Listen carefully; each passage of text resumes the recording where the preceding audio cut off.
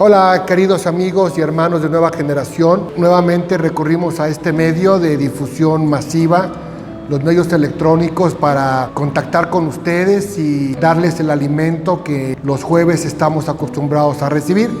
El día de hoy tomaremos nuestra clase en familia y continuaremos con el estudio que hemos llevado aquí presencialmente hasta la semana pasada. Como saben, tuvimos que suspender las actividades presenciales por un positivo en Nueva Generación. Ya está atendido, está siendo tratado.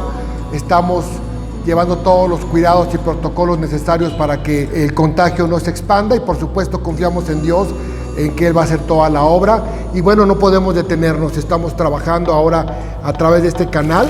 Les pedimos que se suscriban, que le den like a la página, que activen las notificaciones para que todos los mensajes de Nueva Generación lleguen oportunamente. También les pedimos, les rogamos que compartan el mensaje, porque es muy importante que esto se haga viral, que sigamos haciendo a Jesús conocido en todo el mundo y en todos los medios, para que la palabra alimente y ayude a sanar a nuestra colonia, a nuestro estado, a nuestro país, a todo el mundo, a través de las palabras y las buenas nuevas del Señor Jesucristo. Bueno, el día de hoy vamos a retomar las clases en el capítulo 3 de Levítico. Acabamos hace un par de semanas, la semana pasada más bien, acabamos de estudiar el capítulo 2 de Levítico.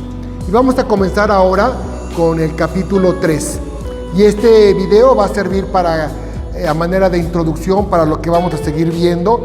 Y vamos nosotros a seguir comprendiendo que el libro de Levítico es un libro, como les explicaba, a manera de un código, a manera de una ley que especificaba y regulaba la relación que tenía que tener el pueblo de Israel con esta nueva forma de vida que tenían ahora, que era con la presencia de Dios en el tabernáculo.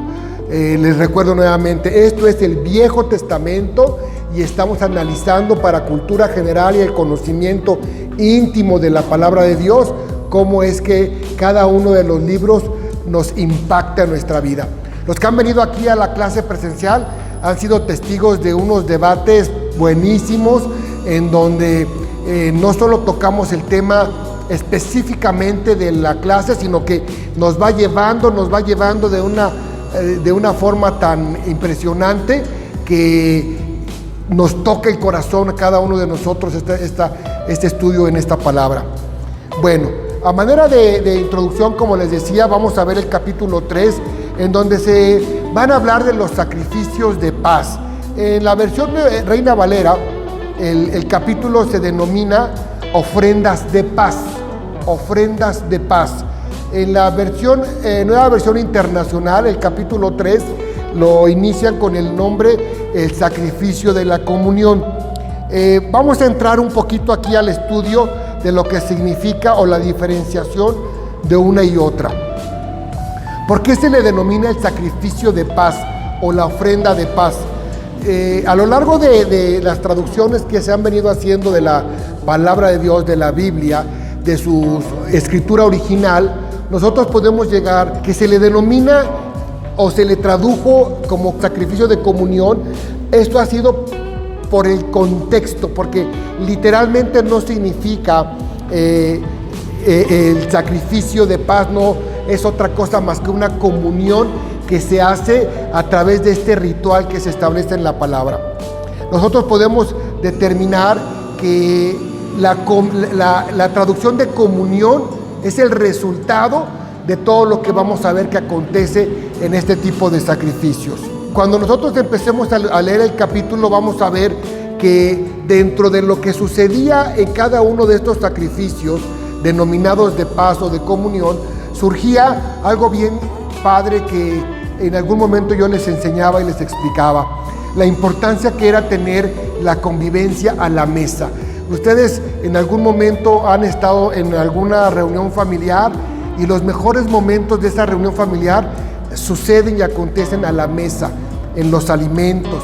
Ya sé, me han dicho, incluso aquí hemos padecido a veces temas de alguna comida, alguna reunión familiar en la mesa y acabamos en pleito. Pero esa no es la verdadera naturaleza de este tipo de reuniones. A lo largo de los sacrificios que vamos a ver, de las ofrendas que vamos a ver, todas las ofrendas de esta índole que se hablan en el capítulo 3 van a terminar con que una parte de los animales sacrificados van a ser utilizados para hacer alimento, tanto de las personas que lo ofrendan, que lo ofrecen, este sacrificio o esta ofrenda, como del sacerdote. Vamos a analizar y vamos a ver cómo después de las instrucciones que se dan, vamos a terminar y vamos a concluir con que cierta parte del animal que se da en sacrificio va a ser compartido para alimentar a la familia que la está ofrendando como al sacerdote. ¿Por qué es importante esto? Nosotros recordamos aquel momento en que Jesús, reunido con sus discípulos, sentados a la mesa previo a que Jesús fuera detenido, Él disfrutó esos momentos en comunión y en paz. Las dos palabras, en comunión y en paz con sus discípulos, antes de ser Él arrestado para dirigirlo al desenlace que ya todos conocemos. En Nueva Generación hemos hecho mucho énfasis y saben que la visión de Nueva Generación es justamente el amor, y que a través del amor nosotros podamos obtener esa mejor relación con nuestros hermanos aquí en la tierra, como buscar una identidad apropiada y correctamente establecida con Jesús y con Dios. Y esto obviamente lo vamos a lograr a través del conocimiento de cómo era antes esta instrucción que tenían los israelitas, y la vamos a traspolar a la vida actual para saber cómo podemos aprovechar esos momentos de algarabía, de gozo cuando estamos reunidos en familia. Obviamente, pues qué les puedo decir, yo he sido víctima de muchos altibajos en alguna mesa, en alguna reunión con mi familia. Obviamente sucede que estamos discutiendo algo en familia y de repente, ¡pum!, me desconecto y tengo algún momento de euforia o de molestia o incluso hasta de tristeza, y eso debemos de buscar la manera de evitarlo y de que la mesa sea un lugar, un momento adecuado para disfrutarlo con la familia. Cuando nosotros veamos cómo se desenvolvía todo el procedimiento del sacrificio, nos vamos a poder dar cuenta que al final, en esta comida, en esa reunión, después de haber degollado al animal, de haber sacado sus vísceras y haber hecho la ofrenda de fuego con determinadas piezas del animal, llegaba la paz. ¿Por qué llegaba la paz? Porque nos encontrábamos en el momento del disfrute. Por eso en algunas traducciones se llaman o se conocen como el sacrificio de paz o el sacrificio de comunión. Bien, vamos a ir viendo cómo la comunión y la paz casi son utilizados como sinónimos. Bueno, les voy a platicar lo que me pasa a mí. Cuando yo estoy bien con mi esposa, cuando yo estoy bien con mis hijos y estamos en comunión, estamos tranquilos, en la casa se vive justamente esa paz, se vive esa tranquilidad. Cuando yo me llego a pelear o a discutir o a tener alguna discusión, alguna molestia con mi esposa, la paz que debería de estar en mi casa no sucede al 100%. Se siente una intranquilidad dentro del hogar. Igual cuando llego a tener alguna discusión con alguno de mis hijos, sucede eso. Por eso no se confundan en el sentido de que la comunión se le pueda llamar como sacrificios de comunión o sacrificios de paz, porque para los efectos prácticos y en el antiguo hebreo, la comunión significaba esa paz. ¿Por qué? Porque nos iba a dar como consecuencia esa paz. El concepto hebreo de paz incluye salud, prosperidad y paz. Y la paz de Dios. Salud, prosperidad y la paz de Dios. Esto es lo que vamos a encontrar cuando nosotros tenemos esa comunión con Dios. La salud, la prosperidad y la paz con Dios. Y a través de los sacrificios que contempla el capítulo 3 de Levítico, vamos a tratar de entender cómo es que funciona cada uno de estos sacrificios. Yo creo que según los autores que estuve yo analizando y estudiando brevemente, la mejor definición, sin que yo intente o quiera hacer un cambio en la redacción de la Biblia, por supuesto, pero autores dicen que la mejor definición sería que es una ofrenda de bienestar, una ofrenda que te va a hacer sentir esa comunión y esa paz para darte bienestar. En el capítulo 3 vamos a ver cuáles van a ser o cuál es la ley que va a regular estos sacrificios de paz. Estas ofrendas, estos sacrificios que se van a hacer son de los que se le conocen como de olor grato al Señor, olor grato a Dios, así lo dice la palabra, porque cada uno de estos sacrificios son hechos no para la expiación de los pecados, no para obtener el perdón de los pecados, sino simplemente por dar una ofrenda de comunión, por estar bien contigo. No estoy intentando obtener nada de ti de Dios, como cuando hacemos los sacrificios de expiación o los holocaustos, en donde el objetivo de hacer esos sacrificios precisamente es la expiación de los pecados, es decir, estamos obteniendo algo a cambio. Algunos autores de los que consulté señalan que muy probablemente en los sacrificios de comunión o de paz que vamos a ver, también había una expiación de los pecados. ¿Por qué refieren esto? Porque como vamos a ver dentro de las normas o reglas para este tipo de sacrificios, teníamos que el oferente o el ofertante o quien hacía la ofrenda tenía que posar su mano en el animal que se iba a ofrendar. Esto es muy importante porque esto nos remonta a los holocaustos para expiación del pecado, en donde el poner la mano sobre la cabeza del animal implicaba la transferencia de alguna forma o la transmisión de los pecados que nosotros queríamos cubrir hacia el animalito que iba a ser sacrificado, sea el toro o sea el macho cabrío. Esto era lo que quedaba muy claro dentro de los sacrificios de expiación de pecados. En esta literatura que consulté, o en la Biblia incluso no hay una explicación o una referencia exacta a que este tipo de sacrificios de paz o de comunión sirvan para la expiación de pecado. Sin embargo, se cree que así es como funciona. Nosotros vamos a ver cómo solamente una parte del animal es la que se iba a consumir, y esa era justamente que esa ofrenda en el holocausto que se hacía en el altar que se utilizaba para hacer este tipo de holocaustos. Ahí mismo era donde subía el olor grato, era algo que le gustaba a Dios, y entiendo que es precisamente porque era algo que tú hacías no para recibir algo a cambio, sino era una forma de agradecimiento, era una forma de estar satisfecho con la comunión que tú tenías con Dios. ¿Ok?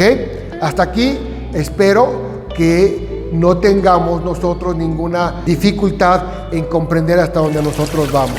Bueno, antes de empezar a leer, voy a seguir haciéndoles algunas referencias que los vamos a ver una vez que leamos cada uno de los versículos que vamos a leer en el capítulo 3.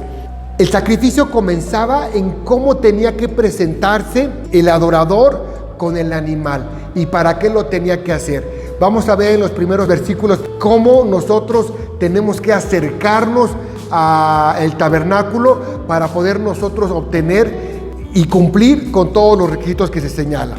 Estaba condicionado a que nosotros, antes de hacer este tipo de ofrendas, ya debimos de haber hecho una ofrenda para la expiación. ¿Qué quiere decir esto?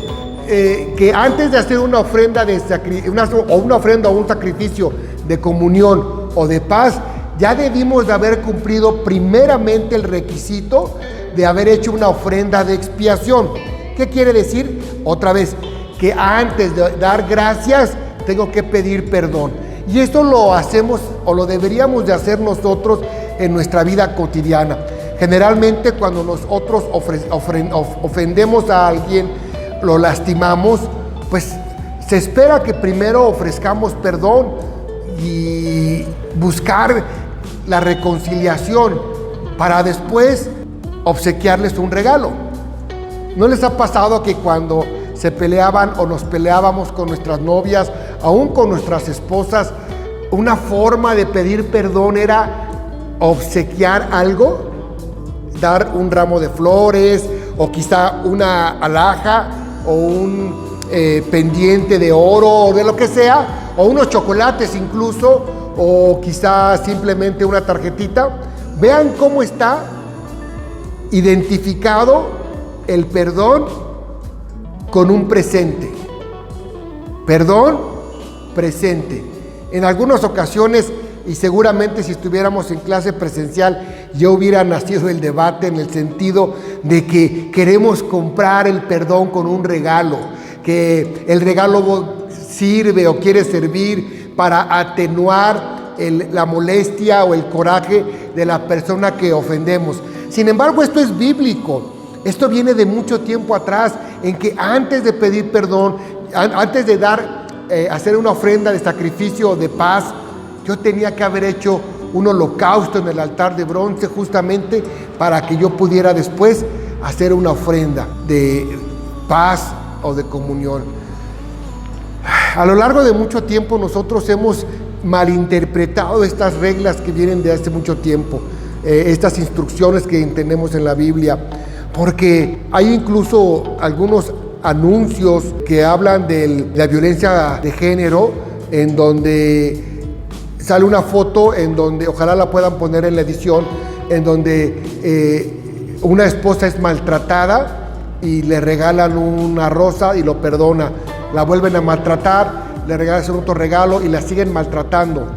Y eso es lo que ha provocado una mala interpretación y aplicación de la norma que estamos hoy estudiando, que era aplicable para los israelitas en aquella época y que hoy, bueno, si bien es cierto no es exigible, pues Jesús ya murió en la cruz para relevarnos de esta situación.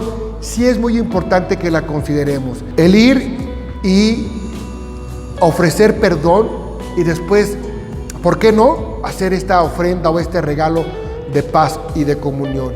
Cuando nosotros aprendemos a tener esa reunión después de pedir perdón y nos sometemos a la voluntad de Dios, a buscar esa paz y esa comunión con aquella persona con la que nosotros incurrimos en alguna molestia o que lo lastimamos, eso va a ayudar a sanar más fácilmente el corazón lastimado de esa persona. Porque ¿qué pasa? Si simplemente vas y decides, bueno, ya perdóname, ahí muere, y se van y se alejan en ese momento, pues las cosas no cierran, la problemática no termina con esa simple manifestación de perdón, sino que es necesario buscar la reconciliación total a través de la comunión para obtener la paz en esta situación. Vamos a seguir viendo también cómo también el Señor se va a regocijar, y por eso dice que es una ofrenda de olor grato, porque la idea es que no termine nada más con la ofrenda, como cuando pides perdón a través de los holocaustos, sino que el sacrificio de paz o de comunión sirva para empezar la restauración que necesita la persona que ha sido lastimada. Así vamos a ver cómo este sacrificio era aplicable para todos los miembros de Israel y también incluso para los más pobres, porque como vimos en los otros capítulos, tú podías y tenías muchas opciones para hacer la ofrenda para dar gracias. Era el tazón con la harina y con la miel sin levadura, o podía ser un pan sin levadura, horneado o cocido en un sartén. Y todas estas opciones que nos da Dios, también en este momento las vamos a ver, cómo esta ofrenda de paz o de comunión nos va a alcanzar hasta para los que tengan menos oportunidad. Es decir, si yo tengo, en lugar de tener un toro, una bestia enorme y que sea macho como se requería, vamos a ver que en este tipo de ofrendas no tiene que ser un macho necesariamente. Uno de los requisitos es que sea macho o hembra, sin embargo debe de ser sin mancha o defecto alguno. Esta es una de las grandes diferencias con los otros sacrificios que hemos visto.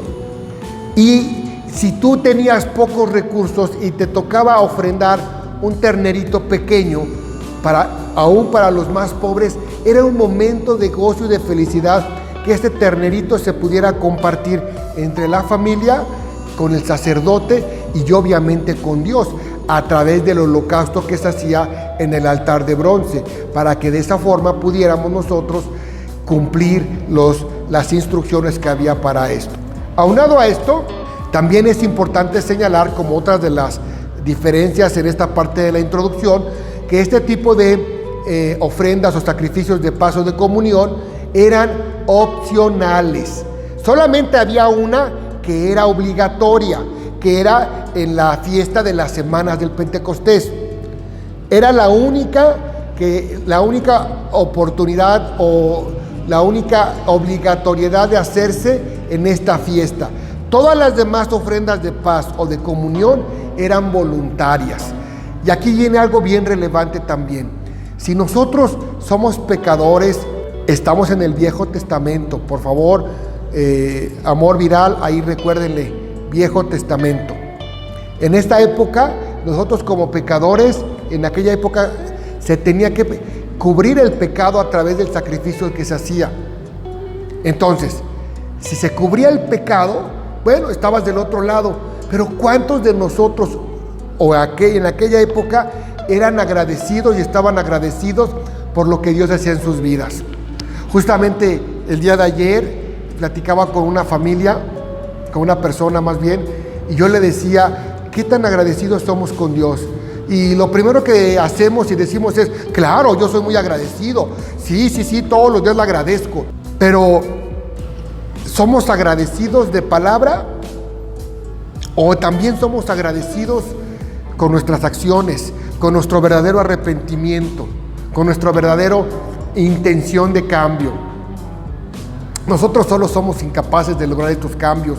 Sin embargo, cuando nosotros nos rendimos a Jesús en nuestra vida, Él empieza a moldear y a cambiar para que nosotros nos convirtamos cada vez más parecidos a Él. Sin embargo, yo quiero hacer énfasis en esta parte. Esta ofrenda es voluntaria. Yo les quiero preguntar allá en casa, quien ve este mensaje, ¿ustedes cuántas veces dan gracias de manera voluntaria? No solo de dicho, de obra, de que trabajen para agradecerle a Dios, con sus bienes incluso. Los israelitas no tenían la obligación de dar nada por este tipo de ofrenda, salvo una vez al año, en las fiestas del Pentecostés. ¿Ustedes cuántas veces lo hacen? ¿Una? ¿Dos? ¿Nunca? Ahí es una tarea que les dejo yo a ustedes. Busquen la manera de bendecir a su iglesia, de bendecir a su comunidad a través de una ofrenda parecida a la que estamos viendo hoy, en la que ustedes la ofrenden al Señor para buscar esa comunión y esa paz que les da esta ofrenda. También vamos a ver que había otros momentos en los que se acostumbraba, no que fuera obligatoria, pero que se acostumbraba a dar esta ofrenda o este sacrificio de paz. Por ejemplo, cuando había una campaña militar exitosa, se hacía también este tipo de ofrendas, porque daban gracias y porque estaban agradecidos de que a través de la comunión con Dios hubieran obtenido este éxito en la guerra que les daba, a final de cuentas, después de la batalla, un grado alto de paz. Esto lo pueden ver en 1 Samuel 11:15. La terminación de una hambruna o una peste, por ejemplo, la peste que estamos viviendo del coronavirus. Cuando esta peste del coronavirus termine, pues en aquella época se acostumbraba a hacer una ofrenda de sacrificio o de comunión para justamente agradecer a Dios que esto había sucedido. Esto también lo refiere en 2 de Samuel 24:25. Otra que puede ser la proclamación de un rey. Cuando sucedía esto también lo vamos a ver en 1 de Samuel 11:15 y 1 de Reyes capítulo 1 versículo 9 y el 19. Este tipo de eventos, cuando se proclamaba a un rey, era muy importante y era una forma de bendecir ese nombramiento de rey a través de la comunión no solo de Dios con el pueblo, sino de Dios con el propio rey para la bendición de toda la nación. Otro, cuando había un avivamiento espiritual en la nación, también se acostumbraba a hacer este tipo de ofrendas de sacrificio. Eso lo podemos ver en Segunda de Crónicas, capítulo 29, versículo 31 al 36. Y así podemos seguir con una reunión familiar anual, cuando se reunía la familia y entonces se hacía este tipo de sacrificios o de ofrendas para darle gracias a Dios. Esto también lo podemos ver en 1 Samuel 20, versículo 6. Y entre otras, pero de las que les voy a comentar, también se hacía en la cosecha de las primicias. Se hacía este tipo de sacrificios de comunión. Y si se dan cuenta, en todas, cuando estamos hablando de una campaña militar exitosa, cuando termina una peste o una hambruna, cuando se elige a un candidato para que sea rey, cuando hay un avivamiento espiritual, cuando hay una reunión familiar que toda la familia se reúne, o para la cosecha de las primicias, se requiere algo muy importante.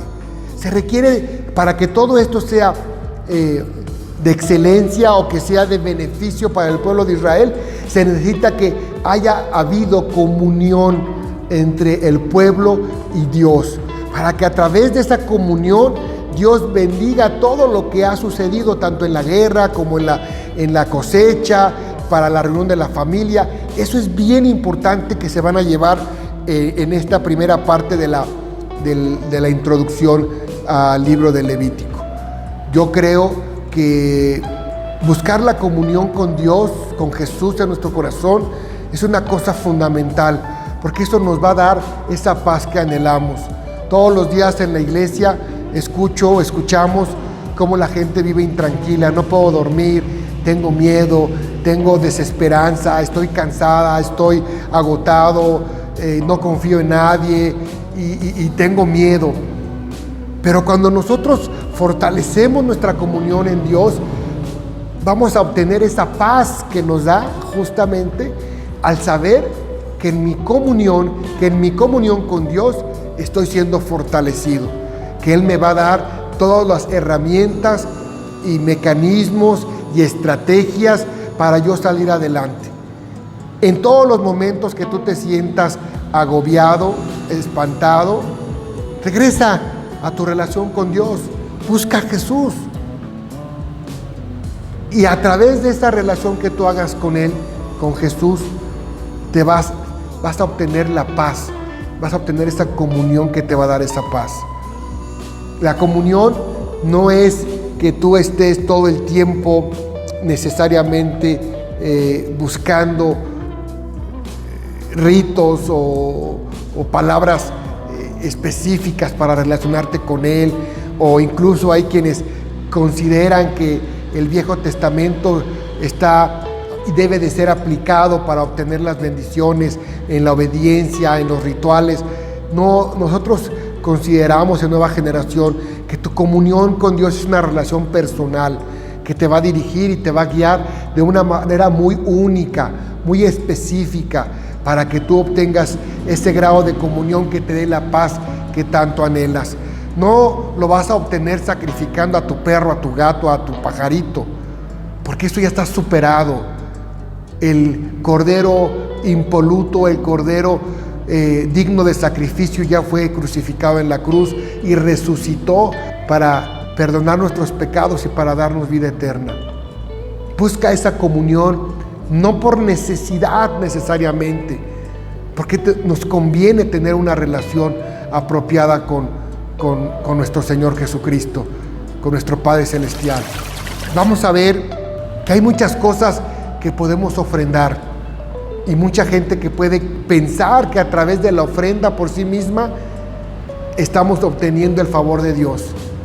A lo largo de lo que hemos estudiado de Levítico 1 y 2, y ahora que vamos a comenzar con el 3, nos vamos a dar cuenta que esta situación, estas instrucciones de Levítico 3 que vamos a ver, no solo sirven para buscar la comunión con Dios, sino que van a servir para enseñarnos qué es lo que Dios quiere de nosotros. Dios no necesita el animal, Dios no necesita la harina, el aceite, Él necesita tu corazón. Y lamentablemente a veces nuestro corazón está puesto en cosas distintas a las que Dios quiera. Hermanos, no vamos a prolongar mucho más este mensaje. Esta es la primera parte de la introducción de Levítico 3. Les pido que para el próximo mensaje tengan leído todo el capítulo 3. No les va a hacer mucho sentido muchas cosas. No les va a lo mejor a ser muy agradable ver cómo se narra que se deben de sacar los riñones, se deben de sacar los intestinos y quemarlos en el altar de bronce. Puede ser algo grotesco, pero tiene mucho significado también todo esto que vamos a ver. Yo les pido que si están con su familia viendo este mensaje, se acaben el cafecito que se hayan preparado o el té o su vasito con agua, cierren sus ojos y vamos a orar por esta clase y por aquellas personas que están viéndonos en casa. Gracias, Padre, te doy en esta noche que a través de los medios digitales, Padre, tú nos permites comunicarnos con tu iglesia. Señor, te pido que este mensaje se convierta en viral y que aprendamos todo lo que tiene tu palabra en el Viejo y en el Nuevo Testamento. Te pido que comprendamos que estas normas, legislaciones, instrucciones o reglas, Señor, las podamos poner en práctica sin agobiarnos, sin sufrir, que en todo lo que nos sea de beneficio lo aprovechemos para bien nuestro, Señor, porque dice tu palabra que tú quieres cosas para bien para nosotros y nunca para mal.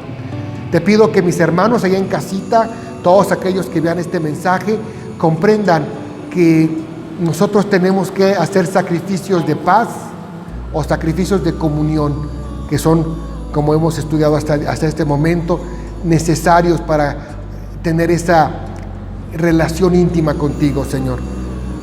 Te doy gracias porque esta palabra que nos estás enseñando debe de permear y quiero que permeen todos aquellos que nos escuchen. Gracias, Padre, te doy en el nombre de tu Hijo amado Jesucristo. Amén. Y bueno, yo sé que estar a través de una pantalla no es lo mismo y ojalá que pronto nos reunamos nuevamente para debatir como lo hemos hecho a lo largo de todo el tiempo que hemos llevado este estudio en la iglesia y que podamos venir y vernos, disfrutarnos, abrazarnos una vez que ya todos estemos vacunados. Y bueno, denle like, denle compartir y pásenlo a todos sus amistades y familiares para que este mensaje llegue al final de las naciones. Que tengan bonita tarde, buenas noches. Adiós.